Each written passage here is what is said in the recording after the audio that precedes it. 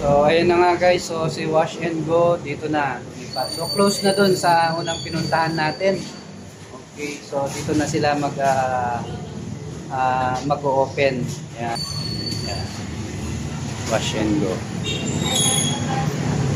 So, lipat sila ng pwesto. Okay. So, mamaya babalikan na lang natin. So, ilang oras? Dalawa? Wash and dry. 2 hours. 2 hours? O, 2 hours daw. Babalikan natin ng 3 hours na lang. Okay guys, so diretso tayo sa sementeryo. Okay. So ito guys, so pupunta kami ng sementeryo. So i-check natin yung puntod ni Alan. Okay. Sa mga kaibigan at other relatives and yung mga ka-work ni Alan sa JNT. Okay, so kung gusto nyo man na madalaw si Alan, so panoorin nyo lang tong video na to kung paano kayo makakapunta sa puntod niya. Okay.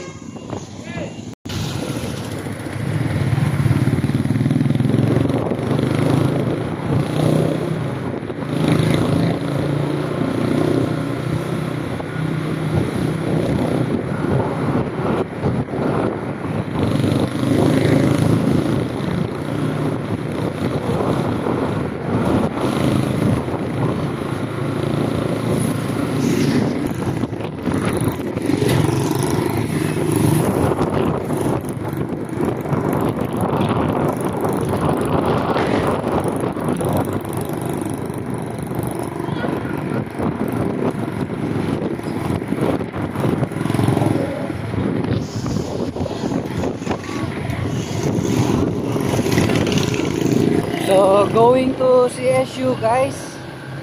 So, mga best friends, so kakanan kayo. And then, dito lang sa may gitna, merong daanan.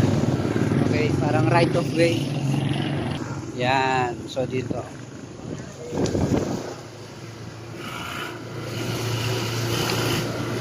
Ito yung daan, papasok, papunta kay Alan. Okay.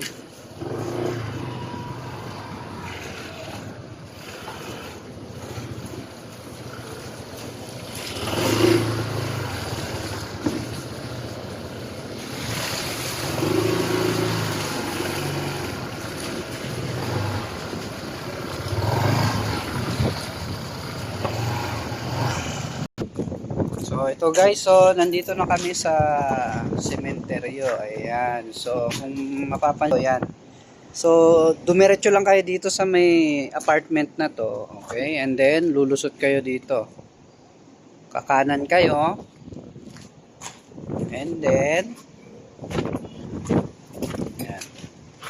Pupunta kayo ulit sa isa pang apartment. Yan. So, meron diyang apartment. Yun. Apartment pa rin yan. So, sa apartment na yan, yun na yung kay Alan. Yan. So, puntahan natin.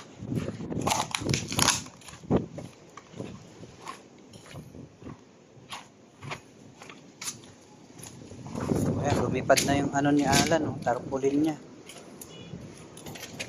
So, ayusin namin yung ni Alan. So, lumipad na yung tarpaulin ni Alan. So, dito, ayan. So, ito yung apartment. So, ayan. Dito si Alan. Okay. Sa mga kaibigan at mga relatives na and mga ka-work ni Alan na gustong puntahan dito si Alan, nandito lang yung puntod niya. Okay? So, panoorin nyo lang tong video na to kung gusto nyo mapuntahan yung puntod niya. Okay? So, chinek ko muna kasi mamaya kasi pupunta kami dalawa ng magkapatid kasi alis na ako bukas and then alis na rin si Ate Kate bukas din. So, dalawa kami alis bukas.